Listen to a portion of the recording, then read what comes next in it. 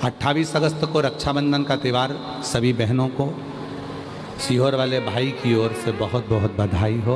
आपके जीवन में हमेशा खुशियां भरी हो। और हम तो फिर कहेंगे, जब रक्षाबंधन का त्यौहार आता है ना, हिंदू सनातन धर्म के जितने त्यौहार आते हैं उस समय पर कोई ना कोई बात सामने आ जाती है। फिर कोई कहेगा भद्रा लगा, कोई कहेगा ये लगा, कोई कहेगा वो लगा, कोई कहेगा कल दिवाली मनाओ, कोई क्या आज होली मनाओ, तो कोई कहेगा कब मनाओ।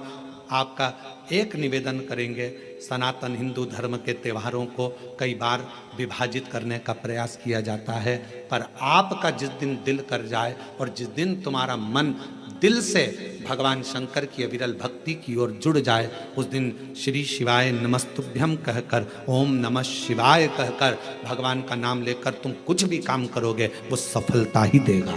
कभी गलत कर्म नहीं, वो आपको भटकाएगा नहीं, वो आपको विघ्न की ओर नहीं पटकेगा, वो आपको तकलीफ की ओर नहीं पटकेगा। राखी पर रक्षा सूत्र बांध रहे हो, राखी पर राखी बंधवा रहे हो, श्री शिवाय नमस्तुभ्यम बोलकर बांधो तो बहन का भी कल्याण और भाई का भी कल्याण, बहन का भी कल्याण और भाई का भी कल्याण।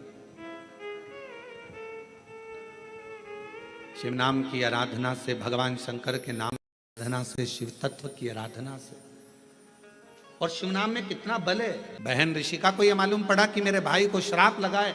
ऋषिका ने जो शंकर जी की भक्ति करी थी, शिव का स्मरण करा था, शंकर का मंत्र जाप करा था, ऋषिका पहुंच गई रक्षा सूत्र के दिन, रक्षाबंधन के दिन। ऋषिका ने जब देव ऋषि नारद के मस्तक पर तिलक करा, हाथ में रक्षा सूत्र राखी को जब बांधा, तो शिव नाम लेकर राखी को जैसे ही बांधा, देव ऋषि नारद उस श्राप से मुक्त हो चुके थे। और देव ऋषि नारद जहां सत्संग होता था वहां बैठकर कथा का रसतत्व ग्रहण कर लेते थे।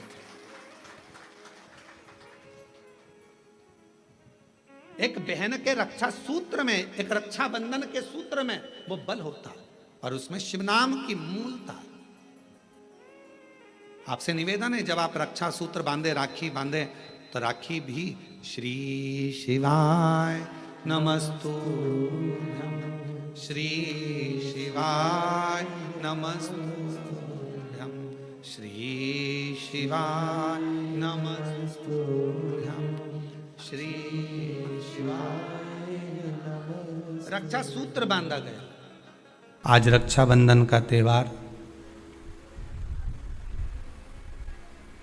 रक्षा सूत्र के रूप में बहन अपने भाई के हाथों में एक रक्षा सूत्र बांधकर भाई से एक प्रतिज्ञा लेती है कि आप इस भूमि पर जब तक मेरे प्राण हैं तब तक मेरी रक्षा करोगे। माताओं का पूर्णिमा का व्रत भी होगा, ऐसा नहीं है जाएगी राखी बांधने तो कह भी देगी हमारी तो पूर्णिमा जी हम तो तुम्हारे भाभी भोजन नहीं करें। वही ननंद और आती हैं तो कह भी देती है कि आज तो हमारे पूर्णिमा है, हम काहे को भोजन करें तुम्हारे यहाँ, आज हमारा पूर्णिमा का व्रत है। और कई तो रक्षाबंधन पे इसलिए भी नहीं आती कि जाके करेंगे क्या, राखी बांधेंगे और रोटी का बोलेंगे तो रोटी तो खा ही नहीं सकते अपन, व्रत है अपना, तो एक टाइम तो खा सको।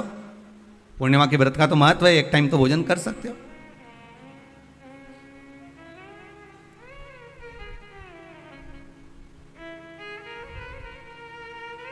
अब तुमने व्रत तो करा, खूब जोरदार व्रत करा, सुबह से लेकर शाम तक कुछ नहीं खाया, कुछ भी नहीं खाया, पर ये मन बार बार अगर दौड़कर कहीं चले गया, डब्बे में सब लोग भोजन कर रहे थे और सभी लोग प्रसाद को पा रहे थे, सभी लोगों के मन में भाव आया कि कितना सुंदर भोजन बना है, आज तो बाफला एक नंबर का बना है, आज बाटी तो बहुत जोरदार बनी। अब तुमने बनाई तो जीजी के लिए थी, ननंद के लिए थी, घर में बेटी के लिए थी, और आज तो मेहमान आया ना, भांजा ने भांजी ने सबके लिए बनाया। और मालूम पड़े ननंद आके कह दे कि नहीं हमारा तो आज श्रावण की पूर्णिमा का व्रत है, आज हम कुछ खाएंगे ही नहीं। अब तुमने बाटी तो बना दी, बाफला तो बना दिया, पूरन पोली तो बना दी, तुमने आज आलू बड़ा तो बना दिया, सब्जी पकौड़ा मंगोड़ा सब बना दिया तुमने, पर बेचारी वो बहन भले राखी बांध रही है, भले वो माँ आई हुई है, उसका व्रत भी है, पर उसकी जो मन है ना थोड़ा सा वो बाफले में तो जरूर जाए। वो बाटी में तो अटकेगा थोड़ा ना। अब आई और माँ भी कह रही है, बार बार मम्मी कह रही है, बार बार माता जी कह रही है, अरे बेटा ले ले एक व्रत छोड़ दे, ले ले थोड़ा, या तू एक टाइम खा लेती यहीं। तो मन में भी सोच के बैठी, हाँ विचार तो है कि एक टाइम खाना तो है, तो घर जाके खाऊं कि यहीं खाऊं। अरे यहीं खा लूंगी, मना नहीं है, पर बाफला पूरा ठंडा हो जाएगा ना शाम तक। तो अब चित्तवृत्ति में तो अब बापला ने, बाटी ने, मंगोड़ा ने, आलू बड़ा ने सब अटका हुआ है। हृदय चित्त में राखी जरूर बांध रही है, पेड़ा भी खिला रही है, सब कुछ आरती भी उतार रही है, सब कुछ करे, पर चित्त वृत्ति तो वहीं अटकी है ना उसकी।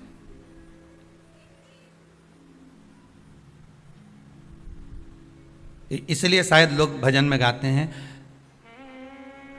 इसलिए कहते होंगे कि श्री बांके बिहारी लाल गोपाल मन रखियो तेरे चरणन में, मन रखियो चरणन में, तन रखियो श्री वृंदावन। बस अर्थात शास्त्र कहता है कि इस मन को, इस चित्त को, इस वृत्ति को ले जाओ भगवान के चरणों की ओर, इस मन को ले जाओ भगवान की ओर। बहन लेके आती है ना, नारियल लाती है, श्रीफल, श्रीफल गोला नहीं नारियल का, सूखा गोला नहीं, क्या लाती है? श्रीफल। गोला तो आजकल फैशन का हो गया, नारियल का गोला तो फैशन है, क्योंकि नारियल लेके जाएंगे, नारियल 10 रुपए का है, भाई को लगना चाहिए कि कोई वीआईपी चीज लाई, इसलिए नारियल का गोला लिया। पर यहाँ कहीं पुराण में कहीं लिखा हो नहीं कि नारियल का गोला दिया था लक्ष्मी जी ने राजा बलि को, या इंद्राणी ने इंद्र को रक्षा सूत्र बांधा था तो उसमें नारियल का गोला दिया था। यहाँ कहीं लिखा हुआ तुम कहीं पढ़ो तो मुझे जरूर भेज देना। रहे हो उसमें श्रीफल, जिसमें जल हो, पानी हो, और पानी वाला फल जब हाथ में देकर रक्षा सूत्र बांधती है बहन, तो भाई का भी घर भरा रहता है और बहन का भी घर भरा रहता है। भाई का भी घर भरा और बहन का भी, जिसमें जल भरा हो, जिसमें पानी भरा हो, वो श्रीफल होना चाहिए। और गोला रखो, मना नहीं है। तुम्हारा मन कर गया कि गोला लेकर आई हूं कि भाभी 2-4 दिन खा लेगी, छोरा छोरी खा रहे, टोरा टोरी खाएगा, हाँ तो रख दो, तुम मना नहीं है। तुम जो दो तो गोला बाद में दे दो, पर हाथ में जब रक्षा सूत्र बंधे, जब राखी बंधे, तो तुम्हारे हाथ में श्रीफल होना चाहिए, नारियल होना चाहिए। क्यों? पहले की कथा में आप स्मरण करेंगे, जो हमने मुंबई में स्कंद पुराण बातचीत थी, उसमें वर्णन किया था। श्रीफल कार्तिकेय बाबा का प्रतीक है, श्रीफल संत का प्रतीक है, स्कंद का प्रतीक है। आप नारियल का गोला दो, 50 बार दो, 10-10, 20-20 गोले दे दो, 50-50 गोले दे दो, मना नहीं है, हैं? 2-4-8 झोला भर के दे दो, हम वो भी मना नहीं करे, एक बोरा भर के दे दो, उसका मना नहीं। पर श्रीफल की मूलता है, यहाँ नारियल का जो श्रीफल है उसकी मूलता है।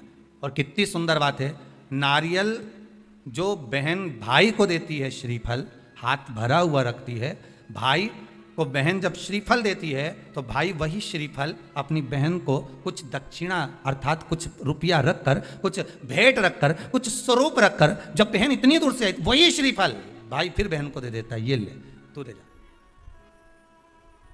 तू रख ले। पर बहन उस श्रीफल को लेकर नहीं जाती है, बहन क्या कहती, नहीं नहीं तुझे रखना पड़ेगा, तू रख। तो दो चीज में से जब श्रीफल भाई भेंट रख कर देता है अपनी बहन को, तो बहन श्रीफल वहीं भाई के घर छोड़ देती है, भेंट का कुछ भाग लेकर चल देती है। ये बहन का प्रभाव। रक्षा सूत्र को लोगों ने बिगाड़ दिया आज के जमाने में, तो रक्षाबंधन का भी महत्व लोग नहीं जानते कि कैसे रक्षा सूत्र बनना चाहिए, कैसे रक्षाबंधन होना चाहिए, उसका भी विशेष महत्व होता है भाई, उसकी भी मूलता होती है। और एक बात कहूंगा आज रक्षाबंधन पर, आपको अच्छी लगे तो आप स्वीकार करना, ना लगे तो आप छोड़ देना। वैसे भी सियोर वाला महाराज ताड़ी ताड़ी बोले है, उसमें क्या दिक्कत? तो बोलने में तो कोई पीछे हटूंगा नहीं। एक निवेदन आप सबसे करूंगा, आपको अच्छा लगे अपने जीवन में उतारिएगा, ना लगे कोई बात नहीं, छोड़ दीजिएगा, पर उतारना जरूर। बहन से प्रॉपर्टी के चक्कर में कितना भी झगड़ा चल रहा हो, बहन का भाई से एक मकान के चक्कर में कितना भी झगड़ा चल रहा हो, संपदा के चक्कर में कितना भी झगड़ा चल रहा हो, तो भी निवेदन करूंगा, बहन और भाई तुम खूब लड़ो प्रॉपर्टी और जमीन के लिए, पर रक्षाबंधन के दिन कम से कम एक दूसरे के नहीं भी जाओ तो फोन लगाकर जीजी और बहन भाई से, भाई बहन से एक बार तो बात कर लो, क्योंकि धन अपनी जगह रह जाएगा साहब, वहां धन नहीं जाने वाला, आपका व्यवहार जाने वाला है, आपका प्रेम जाने वाला है। माना उसने कुछ भी करा हो, अदालत में केस लगा दिया हो, 25 केस चल रहे हो अदालत में, 50 बार तुम्हें पेशी पर जाना पड़ रहा हो, 50 बार झगड़े हो गए, 50 बार तलवार लेकर खड़े हो गए, डंडे लेकर खड़े हो गए, एक दूसरे को मारने को तैयार हो गए, पर निवेदन है, एक माता के गर्भ से तुम जन्मे हो, कम से कम उस माता के दूध का फर्ज अदा करो। और एक बार कितना भी झगड़ा हुआ हो, इस आस्था चैनल के माध्यम से आज रक्षाबंधन के दिन भले राखी बंधवाओ मत बंधवाओ, पर एक फोन लगाकर तो पूछ लो, जीजी कैसी है, कब आएगी बता। या बहन भाई को कह दे रे कैसा है, भूल गया क्या मुझे, भाई भी कह दे, लड़ाई की बात मत करना, आज के दिन बस प्रेम की बात करना कि कम से कम बहन का फोन तो आया। मेरा मन कहता है, मेरा दिल कहता है कि शायद दिवाली पर जितनी आतिशबाजी नहीं हुई होगी, उतनी आतिशबाजी आपके दिल में होगी कि जिससे केस चल रहा है वो फोन लगाकर पूछ रहा है कि भाई ने पूछा बहन से, बहन ने पूछा भाई से, कैसे हो, भाभी से बात कर लो, थोड़ा बच्चों से बात कर लो। माना अदालत में देखा जाएगा, लड़ाई झगड़े सब होंगे, सब कुछ होगा। कौरव और पांडवों की कथा तो देखो रे कितनी सुंदर है, कितनी सुंदर है।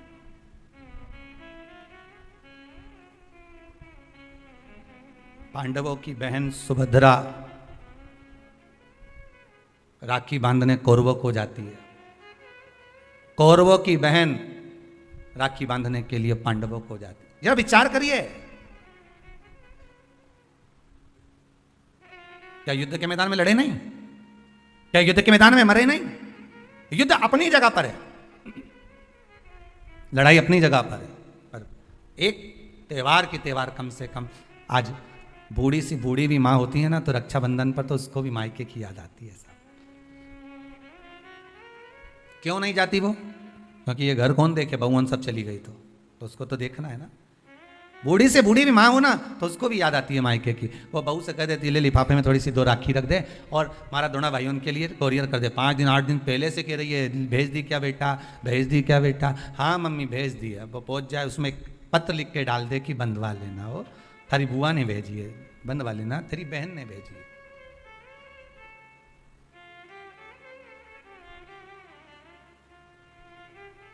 झगड़ा अपनी जगह पर चलने दो साहब, लड़ाई अपनी जगह पर चलने दो साहब, विवाद अपनी जगह पर चलने दो साहब, पर इस दिल को, इस मन को एक बार तो लेकर जाओ। मत जाओ तुम राखी बंधवाने, मत जाओ तुम राखी बांधने, पर फोन तो लगा लो। एक बार तो दिल से कह सकते हो कि कैसी हो, भले कितना झगड़ा, कितना लड़ाई, कितना विवाद क्यों ना हो। अच्छा लगे तो आप अपने पास रखना, बुरा लगे तो छोड़ देना, हो कोई बात नहीं। और दोनों के मन में ये बात भी नहीं आना चाहिए जब फोन लगाएं तो कि समझौते के लिए लगाया होगा या धन के लिए लगाया होगा। ये भी मन में भाव मत लेकर आना, वो तो इसलिए लगाया है कि सीवर वाला महाराज बोला है। तो शंकर जी आज्ञा कर रहे हैं, शंकर शिव पुराण से रावण के इस पूर्णिमा के दिन रक्षाबंधन हो सकता है, ना जाने कितने भाई बहन इस कथा के माध्यम से वापिस जुड़ जाएं, उसकी प्रसन्नता रहेगी। साहब आप कर लो एक बार। पहले रक्षाबंधन का त्यौहार आता था, लेन देन की कोई बात नहीं होती थी, बोलो सही है कि गलत है। पर आज के जमाने में ऐसा रक्षाबंधन का त्यौहार लोगों ने कर दिया, बहन सोचती है कि मैंने अगर 2000 रुपये का सामान खरीदा है तो मैं भैया के घर जाऊं तो मुझे कम से कम 2000 का तो साड़ी दे। और भाई राखी बंधवाते समय ये विचार करता है कि मैं 500 का नोट अगर अपनी बहन को दे रहा हूं तो कम से कम 500 का मिठाई का डब्बा तो लाए।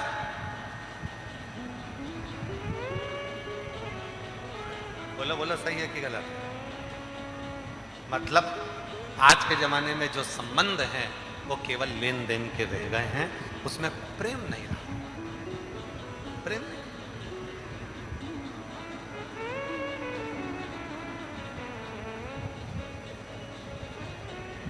भाई काई के लिए होता है, तुम्हारा भाई काई के लिए होता है, संपत्ति बांटने के लिए कि विपत्ति बांटने के लिए? जम के बोलो जरा।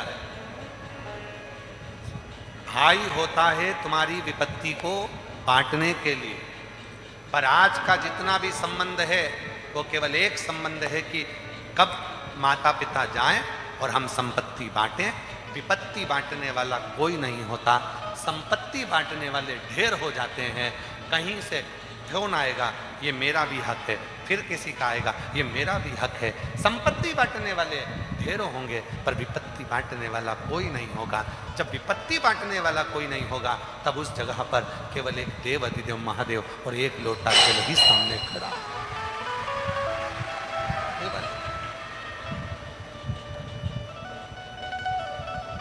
फिर कोई नहीं, और भीड़ में प्यास की गहराई, दर्द में उठा दो उसको। मुझे याद आते हो, मुझे याद आते हो। कोई नजर नहीं आएगा, केवल एक शिव ही नजर आए। दुख आया, कष्ट आया, परेशानी आई, कौन नजर आया? केवल शिव। एक फोन रक्षाबंधन के पहले अपनी अपनी ननंद के पास जरूर लगा और फोन लगाकर बोलो, जीजी कब आएगी तू? सुन, साड़ी माड़ी लेकर मत आना, या अलमारी भरी पड़ी है, मेरी साड़ियाँ पहन लेना। क्यों? इसलिए कारण क्या है? क्यों? माता लक्ष्मी जी ने जाकर राजा बलि की धर्म पत्नी के वस्त्र को क्यों लिया? लक्ष्मी जी के भाई हैं राजा बलि, क्यों लिया? ऐसा वस्त्र में क्या था? क्यों कहा जाता है जीजी मेरी साड़ी पहन लो? क्यों भाभी कहती है ननद से लो मेरी साड़ी पहन लो, लो मेरी साड़ी पहन लो? क्यों कहती है? 3 काल को हरने वाले होते हैं। पहले नंबर पर संत, ब्राह्मण, साधुजन, गुरुजन जब तुम्हारे दरवाजे पर आते हैं तुम्हारा काल हर लेते हैं। दूसरे नंबर पर है गौ माता। गाय को जब हम रोटी देते हैं गौ माता हमारे काल को हर लेती है। तीसरे नंबर पर है बहन बेटी, जब हमारे यहाँ आती है और हम कह देते हैं जीजी ये मेरी साड़ी है पहन लो, घर से साड़ी लेकर मत आना। जब हम उसको साड़ी पहनने को दे देते हैं तो एक ननन बहन बेटी ऐसी होती है जो अपने भाई के घर के काल को भी हर लेती है, वो बहन बेटी होती है। पर आप में से कई माताएं ऐसी भी बैठी है जो अपनी एक साड़ी नहीं दे, और अगर ननन पहन लेना तो 25 बार के बता दे जी जी मेरी है, जी जी अच्छे से बैठो साड़ी फट जाएगी मेरी है। वो कहे सुतो का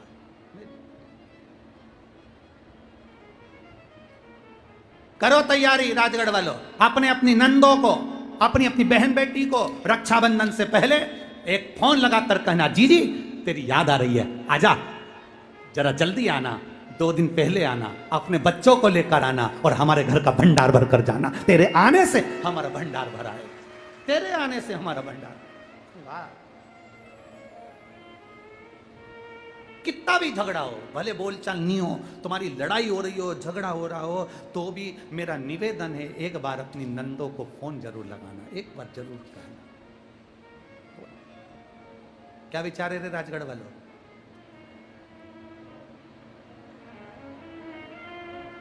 जल्दी बोलो, जल्दी बोलो, दोनों हाथ हिलाकर। पक्का पक्का? बस बस बाजार जाओ, रक्षाबंधन का त्योहार है, एक टॉफी भाई बहन को, बहन भाई को दे दे, और इसको त्योहार कहते हो। त्योहार वो होता है जो घर की माँ घर में मिठाई बनाए और बच्चों को खिलाए, उसको त्योहार कहते हैं। फीका कर दिया त्योहारों को। जो भी त्योहार आते हैं या तो 2 हो जाएंगे, 3 हो जाएंगे, या फिर इतने छोटे हो जाएंगे कि उसमें आप विचार करते रहोगे कि मैं कल मनाऊं कि परसों मनाऊं। बस इसी विचार में पढ़ते रहेंगे, और हमारा सनातन धर्म का जो हमारा एक आनंद है, हमारे जीवन का जो सुख है, त्यौहार का जो उत्साह है, त्यौहार का। जन्माष्टमी आती थी पहले, लोग ऐसी जन्माष्टमी मनाते थे। रामनवमी आती थी पहले, रामनवमी मनाते थे। रक्षाबंधन आता था पहले, रक्षाबंधन खुशियों से मनाते थे। जब होली आती थी, होली खुशियों से मनाते थे। दिवाली आती थी, दिवाली दिवाली खुशियों से मनाते थे, संक्रांति आती थी, संक्रांति खुशियों से मनाते थे, जितने त्योहार आते थे एक आता था और उसमें उत्साह, उमंगता, आनंदता होती थी। आज के जमाने में इतना इतना बांट दिया, इतना इतना बांट दिया कि त्योहार को भी 2-4 कर दिए तो लोग विचार में पड़े रहते हैं, अब करें तो करें क्या, अब विचार करें तो करें क्या। टॉफियों को इतना जरूरी बता दिया कि घर में मेरी माताओं के हाथ की बनी हुई गुलाब जामुन, खोपरा पाक, गुजिया और पपड़िया कोने में पड़ा रहता है और वो टॉफी एक मूल हो जाती है, एक चॉकलेट मूल हो जाती है। और हम समझ नहीं पा रहे विधर्मियों को, हम सोच नहीं पा रहे कि हमारे सनातन धर्म पर कुठार प्रहार है ये, हमारे सनातन धर्म को नष्ट करने का प्रहार है ये। त्योहारों पर कौन सा एक, किसी ने बता दिया कौन से शास्त्र, कौन से वेद और कौन से पुराण में लिखा है कि त्योहार पर बहन भाई को तिलक लगाए तो टॉफी खिलाए, चॉकलेट दे। यह हमारा सभ्यता, हमारी संस्कृति और हमारा संस्कार नहीं है। यहां तो यह नियम है, बहन भाई को जब राखी बांधे तो बांधने पर उसने अपनी माँ से जो मिठाई बनाई हो वो थाली में रखी हो और बहन भाई को और भाई बहन को खिलाए तो माता पिता का आशीर्वाद उसके शरीर में पहुंच जाए, उसके जीवन में। हम किन ओर जा रहे हैं? और हम चिल्ला चिल्ला कर कह रहे हैं धर्म की अधर्म का, प्राणियों में विश्व का हो गया सीधी बात। हम जा कहां रहे हैं? हम किस पथ की ओर, हम किस मार्ग की ओर जा रहे हैं? भ्रम में पड़ गया, विचारों में पड़ गया, हम भ्रमित हो रहे हैं, भ्रमित। एक ने कह दिया, सियोर वाला महाराज कहता है शंकर जी पे चढ़ा हुआ जल पीना चाहिए, सियोर वाले महाराज कहते हैं बेलपत्री चढ़ी हुई खाना चाहिए। फिर कहीं का आ गया जिसको सियोर वाले महाराज का विरोध करना था, उसने कह दिया ना जल पियो ना बेलपत्री खाओ, नहीं तो तुम्हारा जीवन ऐसा हो जाएगा। ये विरोध शास्त्र का नहीं है, ये सियोर वाले महाराज का है कि इन्होंने अगर बोला है तो उसका विरोध करना, इन्होंने बोला दुर्वा चढ़ाओ उसका विरोध करना, इन्होंने बोला चावल चढ़ाओ इसका विरोध करना। और दुनिया के लोग उनके झाले में पड़ जाते हैं। हमारा नियम निवेदन है, ना तुम सीहोर वालों की मानो ना तुम किसी की मानो। गीता प्रेस गोरखपुर की शिव पुराण बाजार से लेकर आओ, उसको दिल से धीरे धीरे पढ़ो, उसमें सब मिल जाएगा तुमको जो सीहोर वाला अपनी व्यासपीठ से बोलता है। स्कंद पुराण लाओ, नर्मदा पुराण लाओ, लिंग पुराण लाओ, देवी भागवत लाओ, ब्रह्म विवर्त पुराण लाओ, सारी पुराणों को घर में लाकर रखिए और एक एक पुराण का धीरे धीरे अध्ययन करो। कि सियोर वाला महाराज कहीं अलग जगह से तो नहीं बात रहा, एक एक पुराण का अध्ययन करो। केवल फेसबुक, यूट्यूब और मोबाइल पर ज्ञान नहीं मिलता कि आप थोड़ी देर खोल के बैठ कर आपने ज्ञान ले लिया, ये तो हमने पढ़ा था शास्त्र में। ऐसा शास्त्र को पढ़िए, वेद को पढ़िए, अपने पुराणों को पढ़िए, उसका अध्ययन करिए कि बेलपत्री का चरित्र कहां वर्णन करा। एक बेलपत्र दान का जो वर्णन हमारे शास्त्रों में किया गया, एक वृक्ष लगाने का फल हमारे शास्त्रों में कहा गया, एक भूखे व्यक्ति को भोजन कराने का फल हमारे शास्त्रों में कहा गया, उसको पहचानिए। पूर्णिमा की रात्रि को अपने हाथ में लेकर, अपने नयनों से लगाकर, शरीर पर से स्वयं उतार कर उसको दरवाजे के पास रख दीजिए। पूर्णिमा की रात्रि को पूर्ण होने पर उस चावल को दूसरे दिन सूंघ कर बहते हुए पानी में डाल दीजिए। महाराज कितने भी रोग से ग्रसित हो गए, पीपल का एक पत्ता 52,000 ब्राह्मण की साक्षी कराता है। महाराज बहुत ध्यान देना, पीपल के वृक्ष में स्वयं नारायण का, मेरे कृष्ण का वास है। स्वयं भगवान गीता के अंतर्गत कहते हैं कि मैं पीपल का वृक्ष हूं, नारायण उसी में। 52,000 ब्राह्मणों का वासा एक पीपल के पत्ते में होता है। और आपको पहले भी कथा में कहा, गाय, ब्राह्मण, बहन, बेटी, ये सब काल का हरण करने वाले, काल को हरने वाले हो। रोग को मिटाइए, शिव का स्मरण करो।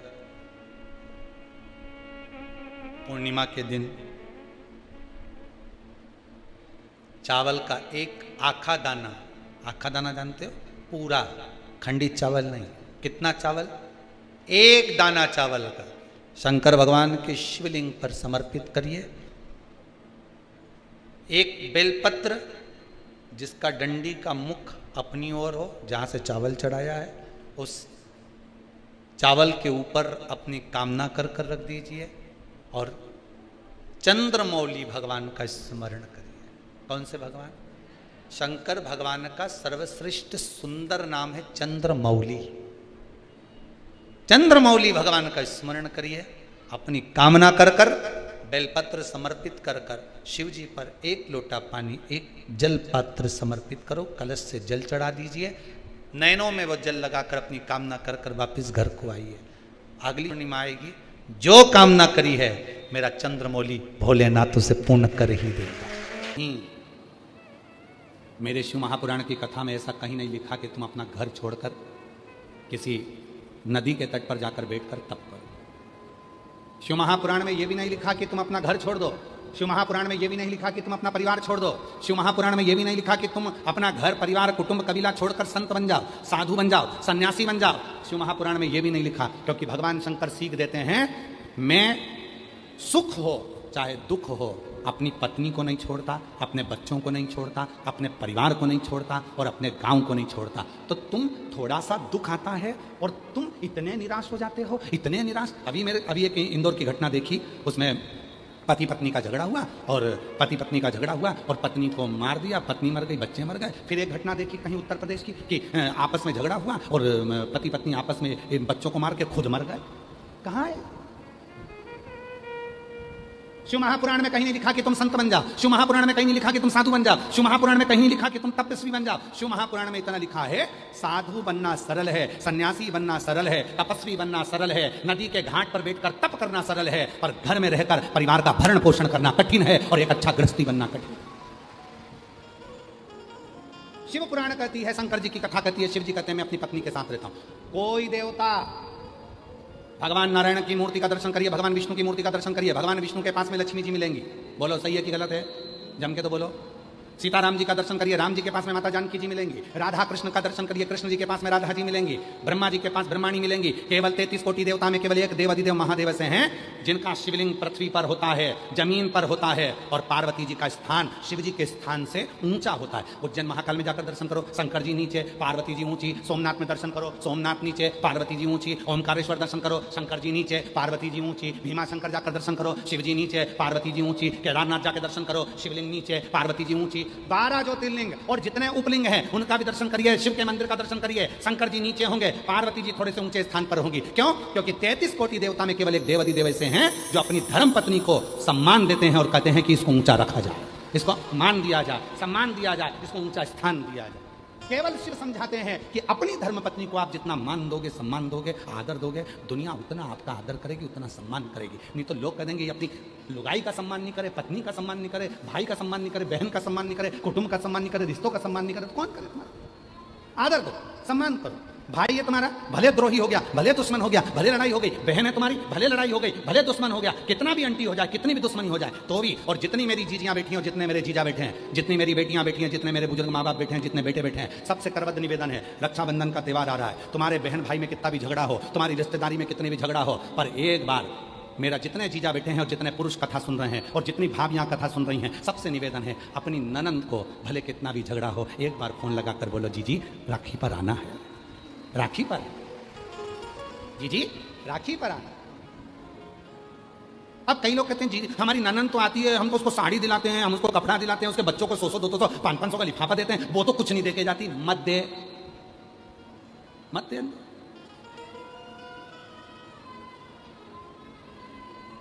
कथा कहती है, गाय और बेटी, जम के बोलो क्या क्या? गौ माता और बेटी।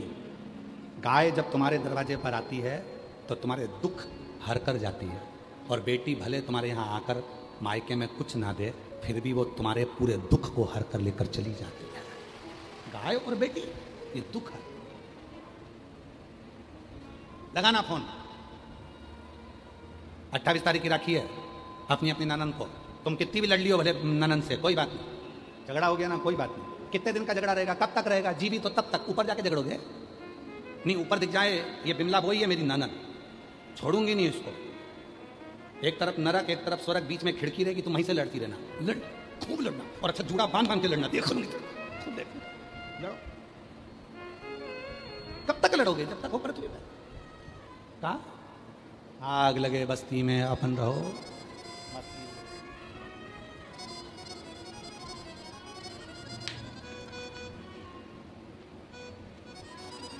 आग लगे बस्ती में अपन रहो, बस्ती में क्या किसको रोइए, जम के बोलो जरा चादर तान के सोइए। क्या करना अपन को, कौन क्या बोल रहा है, कौन क्या कह रहा है, क्या कह रहा है यार, मस्त खूब फुल स्माइल, प्रसन्न चित्त। जितना ज्यादा कर्जा हो उतने ज्यादा खुश रहना।